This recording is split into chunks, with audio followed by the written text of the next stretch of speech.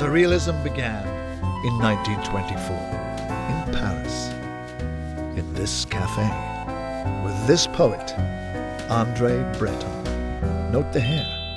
Surrealists have luxuriant hair. Breton published a manifest. It was inspired by this man, Sigmund Freud. Note the beard.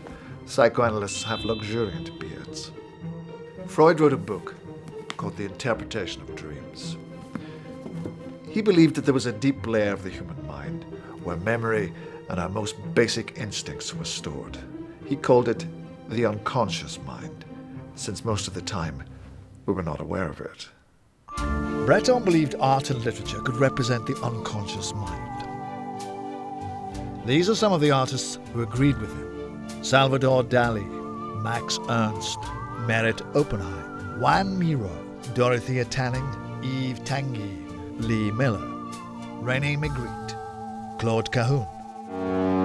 A lot of surrealist art is about sex.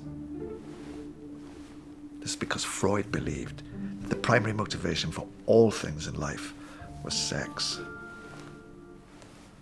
He changed his mind later. Breton believed that desire was central to the surrealist vision of love, poetry, and liberty. It was the key to understanding human beings. Here is a piece of surrealist sculpture by Merit Oppenheim. Surrealists like to put objects that were not normally associated with one another together, to make something that was playful and disturbing at the same time, in order to stimulate the unconscious mind. This is a sculpture by Salvador Dali called Lobster Telephone. It's about food and sex. There were essentially two types of surrealist painting.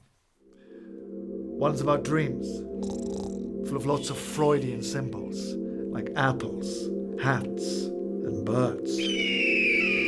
And one's called automatism, inspired by Freud's idea of free association, which was designed to reveal the unconscious mind. Here is an example of automatism by Jean Miro. It's mainly blue because Miro liked to represent dreams using the color blue. The shapes are arbitrary, as if drawn from the artist's unconscious mind. Miro's conscious mind has then turned the shapes into objects, like a shooting star, a breast, and a horse. There were also surrealist films. The most famous was Un Chien Andalou, made by Louis Buñuel and Salvador Dali. He's best known for this scene.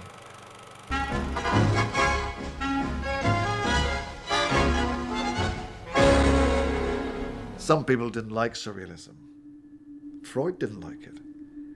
He'd spent his life deciphering the codes of the unconscious mind so that people could understand themselves better.